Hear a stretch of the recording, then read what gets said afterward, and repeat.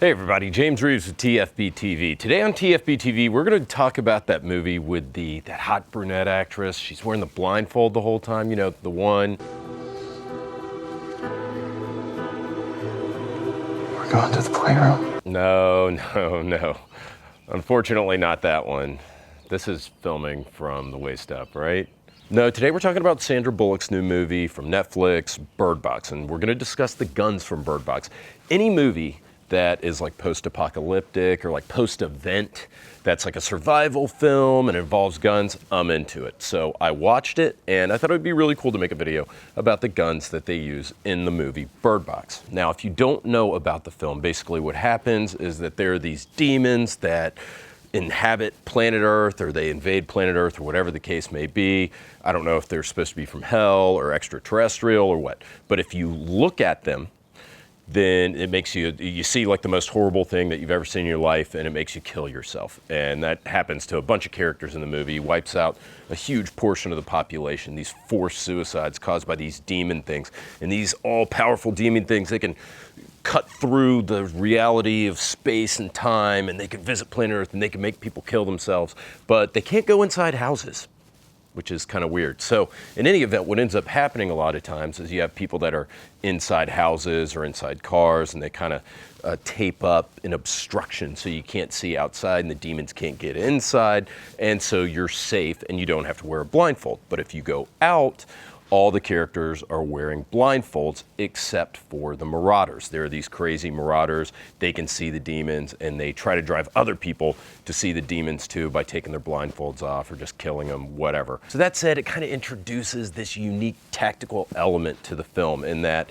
you can't shoot anything outside without a blindfold, and if you're inside, obviously that's going to alter in a close quarter combat situation. I hate using that phrase, but in that situation, it's going to dictate the choice that you make differently than you would be if you were shooting at something long range and outside. And it's interesting because in the film, there are no rifles. I think that's actually pretty clever.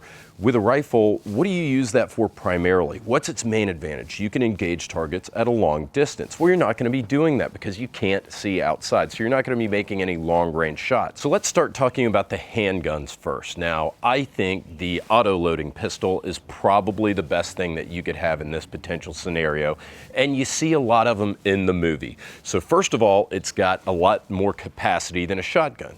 Not as much as a rifle, but I think that the autoloader is more useful in the scenario of the film than a rifle. I have zero experience at shooting people blindfolded, although I bet if you search hard enough on YouTube, you will find people who have. So this is just my amateur take here, but I would think one of the best advantages of a handgun is being able to keep it close to your body and being able to use your hand to kind of find your target or to keep your target away from your handgun if you can't see. Another advantage, reloading. You can see with most handguns, you're dealing with fist-to-fist manipulation. You're just moving one hand closer to the other, and you can reload blindfolded almost as well as you can reload with your eyes open, so that's a fantastic advantage. Many high-end handguns are also inherently reliable, and now let's get into that discussion with the specific guns from Bird Box. Sandra Bullock's character, you actually see her using two guns primarily, and many of you maybe didn't even notice that at one part in the film she's using a SIG 228, and at another part in the film she's using a SIG 229. Well, those guns are almost functionally identical. So it's unclear if this was a technical error or if it was just coincidence, and I don't think the film, it could just be that in one case she had a 228 and then in one she had a 229.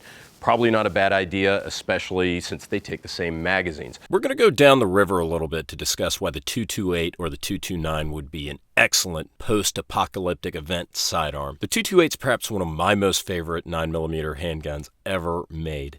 It's the compact version of the SIG 226, another gun that I love dearly. Both the 228 and the more popular 226 use lightweight aluminum alloy frames with steel slides, and they use a double-action, single-action hammer-fired design. The 228 only comes in 9mm and originally came issued with 13-round flush-fit magazines, but was later equipped to use 15-round flush-fit 9mm magazines. As many of you may know, the U.S. military issued the Beretta 92 for several decades after the 92 beat the SIG 226 to win a service pistol contract. Still, some branches and units were not willing to let the robust 22 series pistol go so easily, and for good reason.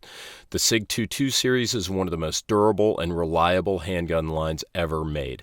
Their aluminum alloy frames can withstand much more abuse than their polymer competitors, and the Swiss and German roots of the 22 series show through in their spectacular design.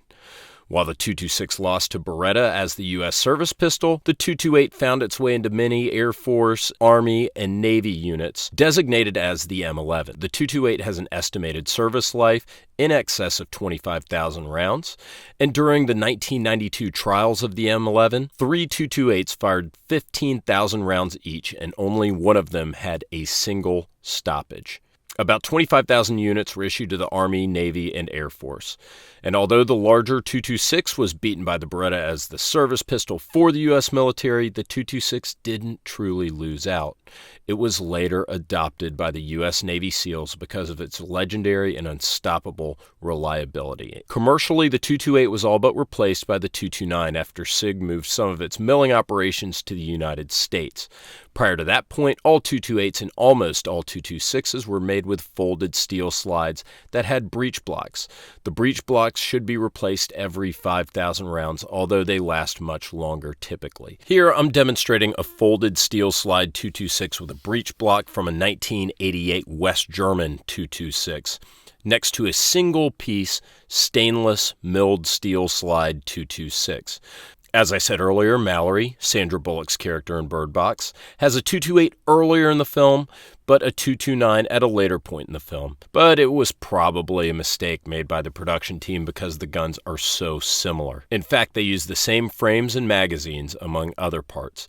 Notice, however, that the 228 has a rounded trigger guard while the 229 is squared off, and the 229 has a bell-shaped slide profile while the 228 slide is flat like the 226. So the SIG 228 and 229 would have been a great choice for Sandra Bullock's character. They would be a great gun for that scenario. You've got good capacity of 15+1. It can take the 226 magazines that are higher capacity. It's reliable, it's proven, it's known as a tough gun. The Navy SEALs use the 226, the 226 being the 228's big brother, and the 229 is just as robust. Accordingly, I'm going to award the 228 and the 229 5 out of 5 birds for use in the film. Another good one, you see one of the Marauders later in the film using a Glock 17, perhaps the best possible option you can have. You guys know I'm a Glock guy. The Glocks are going to be just as durable, just as reliable as the SIG 228 and 229, but they're also going to have a little bit more capacity. You're looking at 17+1 with flush fit 9mm magazines and the availability of magazines that accept all the way up to 33 rounds. So you're looking at a little bit more versatile piece, a little bit lighter weight, and I think it's going to be really easy to locate more Glock magazines in a scenario such as the film. So I think the Glock 17 gets 5 out of 5 birds. Now another great handgun option is the Beretta 92. One of the Marauders later in the film is using a Beretta 92. I think they're fantastic options. They are reliable, they're durable. If you want to watch a really good video about the Beretta 92, go back and watch my Guns of Die Hard, where I talk in greater detail about the Beretta 92. But what you're talking about with the Beretta 92 is a gun that's roughly the size of the SIG 226, but it only holds 15 rounds. So the same as like the 228 or the 229. So also, in my experience, the Beretta 92s, especially some of the earlier ones, the coating is not going to be as good. The finishing is not going to be as good on the Beretta 92 versus Tenifer from the Glock 17, which is virtually rust-proof, and of course the frame being polymer can't rust. And then you have with the SIG series, the 228, the 229, especially if it's got the 229's nitron over stainless coating, where you have a very durable coating over an already stainless steel slide. The Beretta 92 is just not going to match up, so it only gets 4.5 out of 5 birds. Now let's talk about another handgun that we saw in the film.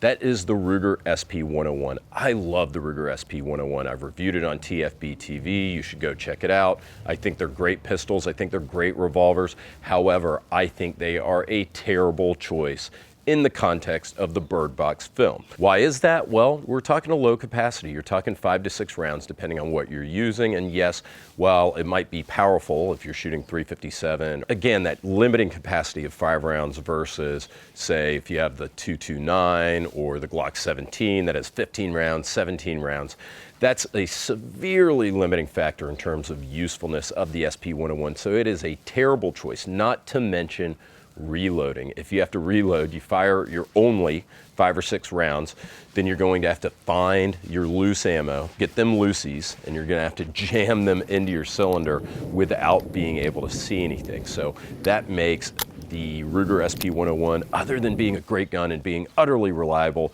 almost virtually worthless. I think I would honestly rather have like a machete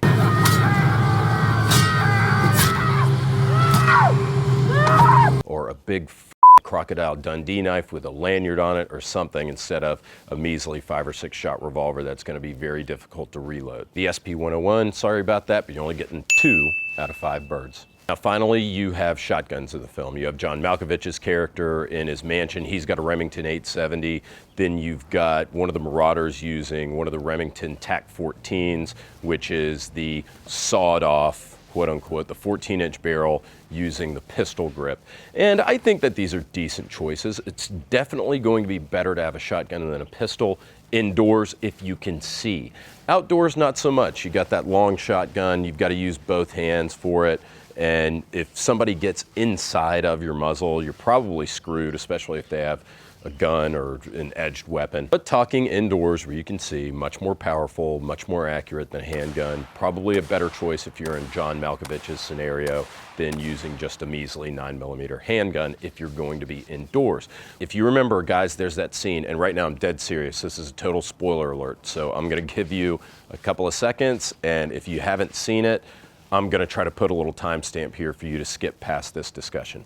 But you have that scene with John Malkovich when one of the Marauders deceives his way into the home. That scene with John Malkovich where he's trying to shoot this guy who's in the room really exposes how limited the usefulness of a shotgun would be if you were blindfolded. You can't see what you're shooting at. If he makes it inside of your barrel, you're probably hosed, and you only have 4, 5, 6 rounds depending on what you're shooting. In fact, Malkovich doesn't even have the extended tube on his Remington 870, so he's rocking like an 18-inch barrel, and he could have had an extra couple of shots in that tube if he had just spent like $20 from Brownells and gotten a shot tube extension, but he failed to do that, and that's why he's dead. So in any event, I still think that they're all right choices. I'm gonna give it 3.5 out of 5 birds for its practical use in the film Bird Box. Guys, I hope you enjoyed watching this video as much as I loved making it. I also enjoyed the movie Bird Box, even though it's a little bit of a crappy film. Anything that's post-apocalypse and involves guns, I'm probably going to like it more than even 50 Shades of Grey, believe it or not. So I want to say thank you to Ventura Munitions, the best ammunition store in the entire world and online. So go and check them out for your ammo needs. And I want to say thank you to Blue Alpha Gear belts. If John Malkovich would have been rocking a Blue Alpha Gear belt, he probably would have made it through the film. What? What is it, guys? Oh, one of the demon things? Oh, it can't be that bad, can it? I mean, really, what's the worst possible thing that you could ever see? It really can't be that bad. Screw it, we're just gonna give it a shot. Anyway, I've met a lot of people. I've worked with a lot of people at a lot of companies, different schools. I've taught over 2,000 students, 3,000 maybe, engaged them on a daily basis, parents. One of the advantages of being around, and I've read a lot, I've observed a lot. I'm kind of an observer. I like to watch people. I've always had an interest in psychology, kind of what motivates people, groups, the whole 9 yards. I am not the smartest person on the planet. Don't give me an IQ test, please. but I'm kind of an observer, like I say, of human nature. And if I